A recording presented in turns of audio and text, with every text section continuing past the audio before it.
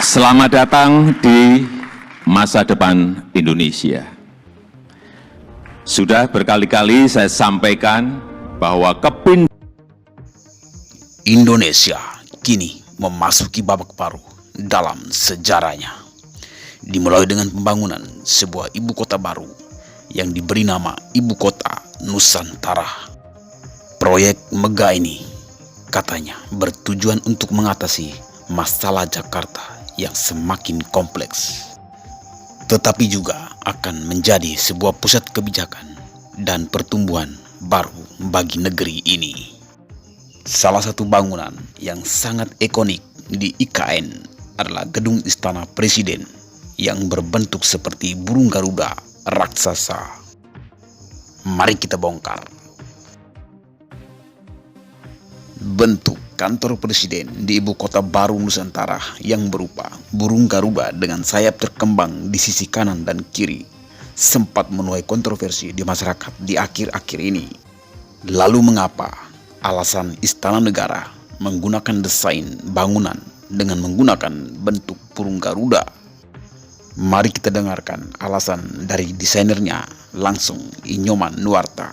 Nama saya Nyoman Nuarta. Inspirasi itu bisa datang dari mana-mana. Buruk, cantik, indah itu semua bisa jadi inspirasi, semua jadi sumber ide. Sumber idenya itu bisa baik, bisa buruk. Tapi kita harus berkarya sesuai dengan hati nurani kita terhadap apapun.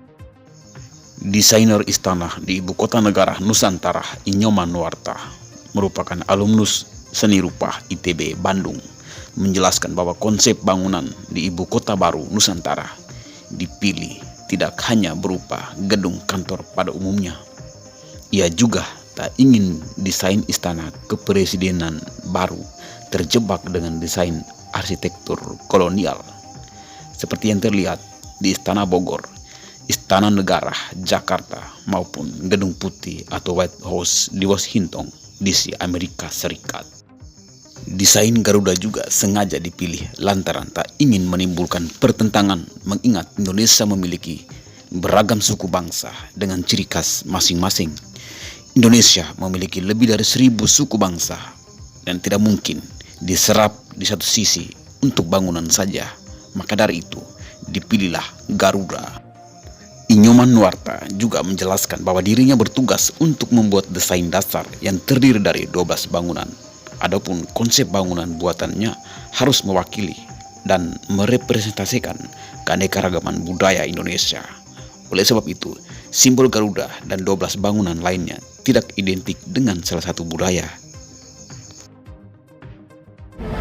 Kalau kita tahu bahwa Indonesia ini terdiri dari lebih dari 1000 suku bangsa yang masing-masing mempunyai identitasnya sendiri, ada melalui arsiteknya, bangunan rumahnya, ada kapalnya, ada ornamen-ornamennya, ada tekstilnya, ada makanan dan sebagainya.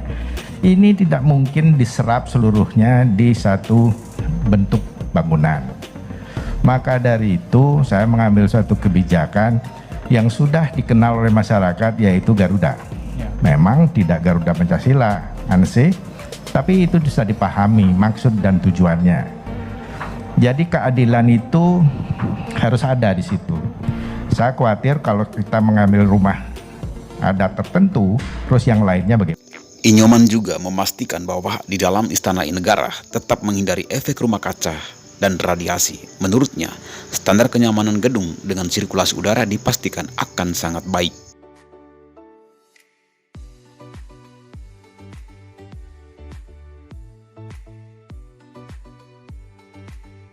Lebih lanjut, Inyoman juga menyebutkan bahwa telah melibatkan sebanyak 70 ahli, diantaranya arsitek, ahli jalan, jembatan, green design, interior, hingga landscape guna memenuhi persyaratan gedung modern.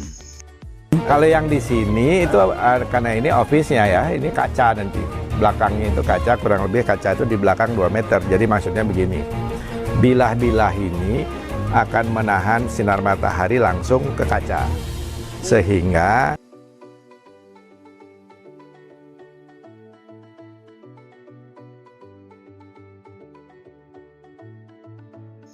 ia juga mengungkapkan bahwa salah satu tantangan dalam mendesain istana negara di IKN adalah kontur yang ekstrim, Bahkan lokasi Istana Garuda itu 88 meter dari permukaan laut, jadi menanjak. Maka dari itu nanti akan dibuat sedikit berputar dan elevasinya disesuaikan.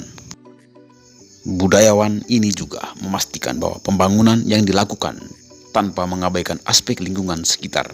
Hal ini menyusul tudingan pembangunan kompleks Istana Negara dilakukan dengan membabat hutan hujan tropis Kalimantan.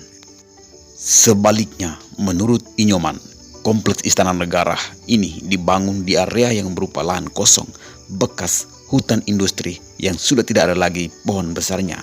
Semuanya semak belukar dengan kontur tanah yang berbukit dan berlembah.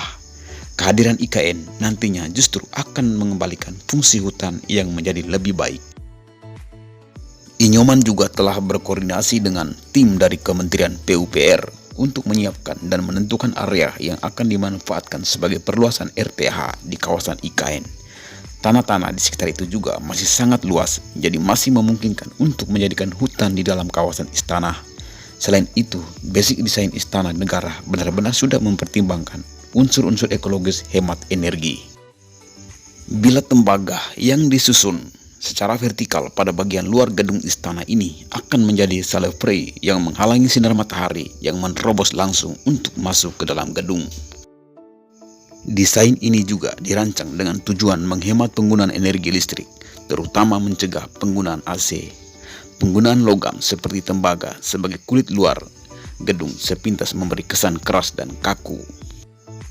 Padahal menurut pengalamannya dan pengetahuan, tembaga memiliki sifat yang lentur, mudah dibentuk, tidak korosif, dan konduktor yang baik untuk aliran listrik dan petir. Dari sisi pemeliharaan, tembaga juga sangat mudah dirawat. Pemanfaatannya sebagai kulit gedung akan diperlakukan sama seperti kulit patung. Perpaduan dengan unsur seperti patina membuat tembaga mengalami oksidasi dan berubah warna menjadi hijau toska. Jauh dari sisi perawatan akan sangat mudah dan efisien dalam biaya. Ini kita sendiri membuat inovasi-inovasi, barangkali cocok ini, cocok itu. Kan gini loh, kita lihat fungsinya seperti apa. Karena ini kan dia fungsi arsiteknya tidak berubah, fungsi estetiknya tetap. Nah, semenjak COVID itu, tembaga itu diriset kembali bahwa dia tuh anti bakteri. Nah, dia kenapa tembaga?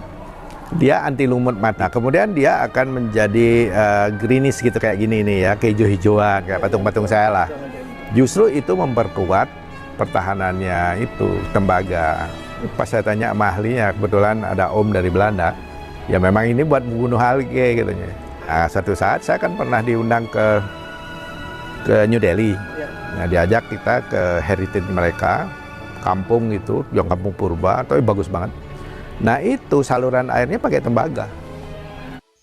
Pada awalnya, Istana Negara maupun Istana Presiden yang ada saat ini merupakan bangunan peninggalan Belanda yang kemudian diubah fungsinya sebagai istana. Bahkan ada di antaranya tadinya gedung milik pribadi. Jadi baru kali inilah kita akan memiliki istana kepresidenan yang benar-benar dirancang dan dibangun sebagai istana. Karena istana ini adalah pertama kali kita membangunnya, ya.